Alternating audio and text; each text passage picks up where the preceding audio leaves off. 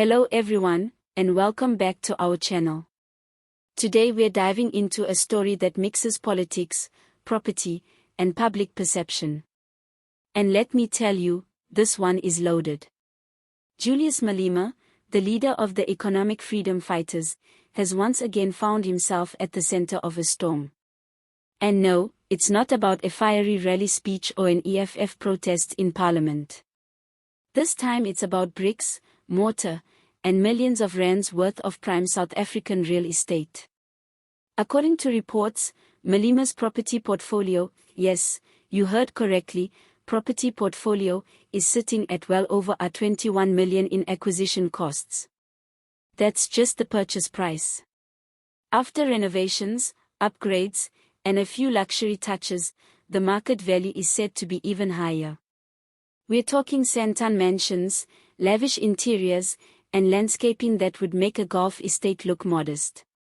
Now, for a man who has built his political career on speaking for the poor and attacking capitalist elites, it does raise eyebrows. Let's start with the most famous of them all, his Sandton residence. This isn't just a comfortable family home. We're talking about extensive renovations, a multi-million rand upgrade, high-tech security systems that probably rival government buildings, and landscaping so precise you'd think it was curated by a European palace gardener. Add in the lavish interior finishes, imported marble, designer fittings, the works, and it's safe to say the Sandton property is more luxury estate than revolutionary headquarters. But it doesn't stop there. Malema owns several other residences, all of which have received similar investment. The renovations have boosted their values far beyond what they were originally bought for. Essentially, Malema has turned his property purchases into money spinners. On paper, it's a clever financial move. In politics, though, optics matter. And these optics, they are causing a serious political headache. Critics argue that the lifestyle completely undermines his credibility. How can the man who says he represents the poorest of the poor, who calls for expropriation of land without compensation, who rails against white monopoly capital, also be the same man sipping coffee in a multi-million rand Sandton mansion? It is the kind of contradiction that opposition parties, civil society groups, and even disillusioned supporters are eager to point out. And then there's the sensitive part, where does the money come from? Reports have suggested that many of these renovations weren't just casual weekend DIY projects. They were expensive undertakings. And the funding trails, in some cases, raise more questions than answers. While Malema has not faced recent criminal charges, he has previously been linked to tender irregularities and questionable business figures. Allegations have followed him for years about benefiting indirectly from state contracts and politically connected deals. None of these allegations have led to convictions, but in politics, perception often matters more than proof. The irony is thick.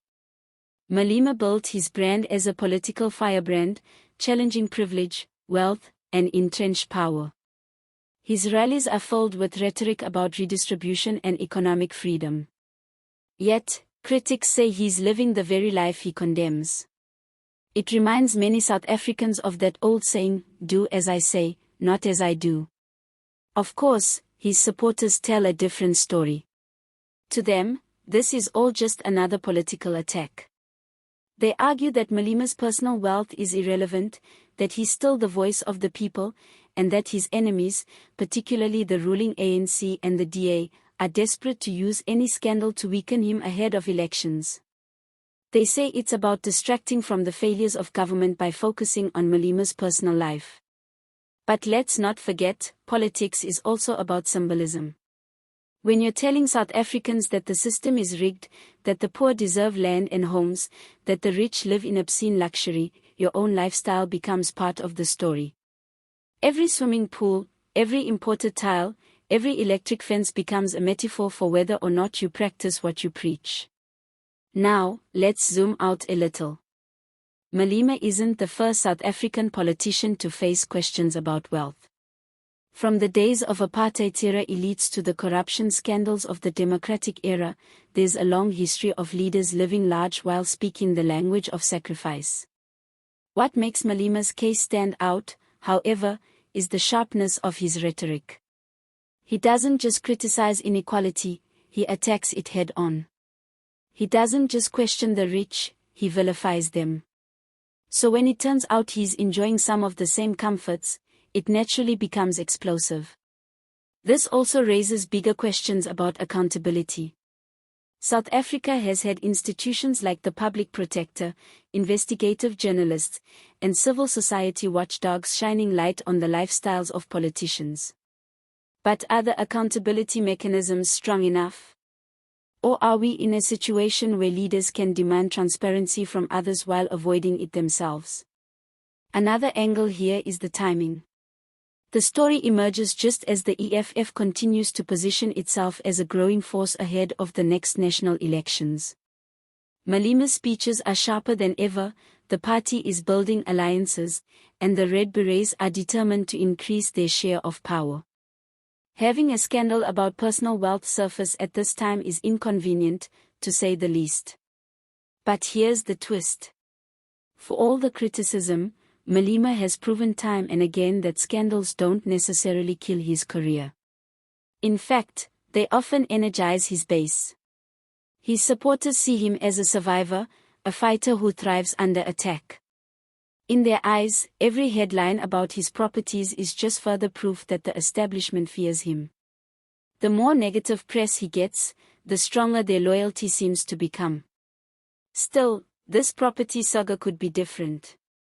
Unlike past controversies involving speeches, protests, or courtroom dramas, this one hits at the heart of his political image. Wealth, luxury, and property ownership cut against the grain of the EFF's message of redistribution. It forces even his allies to ask uncomfortable questions: is the movement about revolution, or is it also about personal enrichment? At the end of the day, Julius Malema's property empire tells us as much about South Africa as it does about him. It tells us about inequality, about the blurred lines between politics and business, and about the constant struggle between ideals and reality. It tells us about a country where leaders can call for radical change while living in gated estates. And it leaves us, the public, with a choice: do we see this as hypocrisy, or do we accept it as just another part of political life? So, what do you think?